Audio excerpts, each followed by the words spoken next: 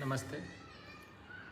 आज इस बारे में बात करते हैं जबकि महाभारत युद्ध ख़त्म होने के बाद, ठीक है, तो अश्वत्थामा और दो और योद्धा थे, ठीक है, जो कि जीवित बच गए थे कौरवों की तरफ से, ठीक है।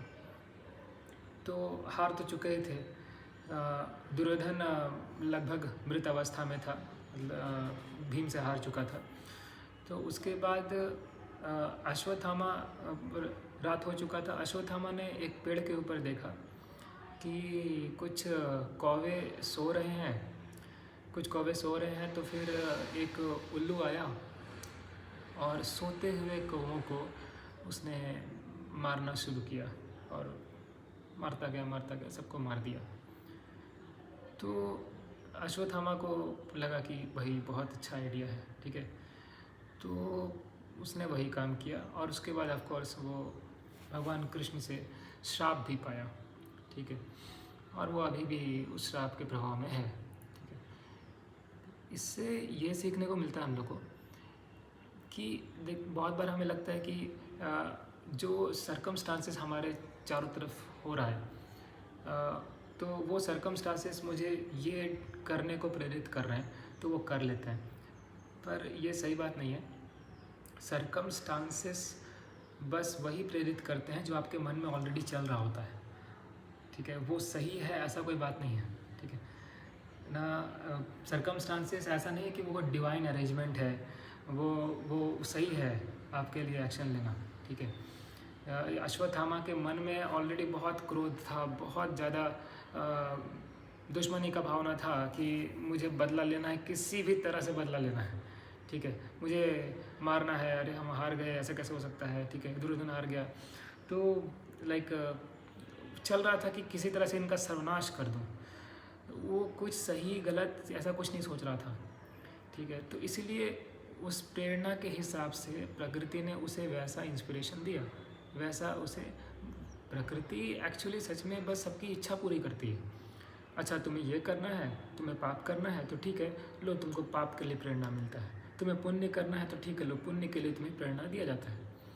तो इसीलिए ना हमारे लाइफ में भी जो भी सर्कमस्टांसेस आता है, इसका मतलब ये नहीं है कि वो सर्कमस्टांसेस डिवाइन है ना, सब प्रेरित कर रहे हैं तो वो करने के लिए तो करो भाई, ऐसा कोई बात नहीं है, ठीक है। हमें हमेशा अपने विवेक से डिसीजन लेना चाहिए, ठीक है। जैसे कि एग्ज़ाम्पल अगर दे दिया जाए अभी, लाइक आजकल कोई भी लड़का लड़की फंस गए एक दूसरे में, ठीक है।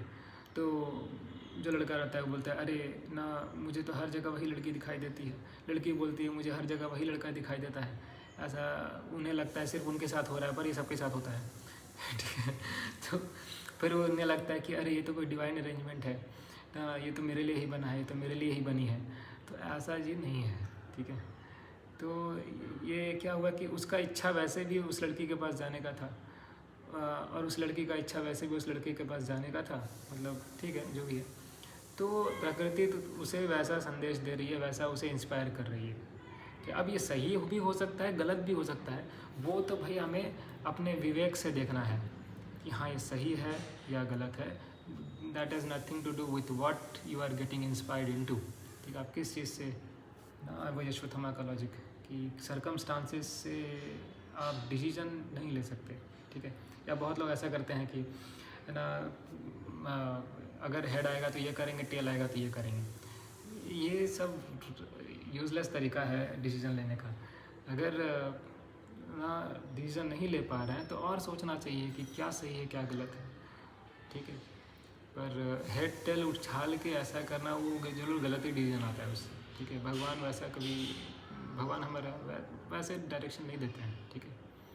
ठीक है, आज के लिए बस इतना ही था कि जो सर्कमस्टांसेस हैं वो सही डिसीजन दे, ऐसा कोई बात नहीं है। वो बस हमारी इच्छा के हिसाब से प्रकृति इंस्पायर कर रही है। हमारा इच्छा सही है कि नहीं वो हमें खुद देखना है, ठीक है। ठीक है, आज के लिए इतना ही।